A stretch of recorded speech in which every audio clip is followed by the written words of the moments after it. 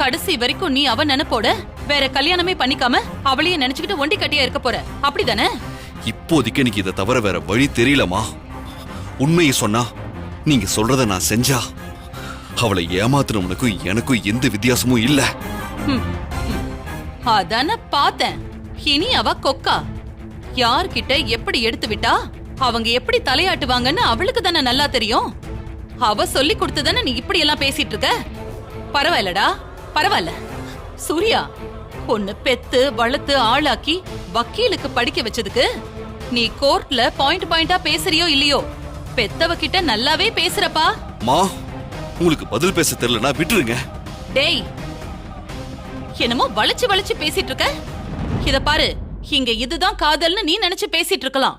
ஆனா அங்க அவ உன்னை கழட்டி விடுறதுன்னு முடிவு பண்ணிட்டா.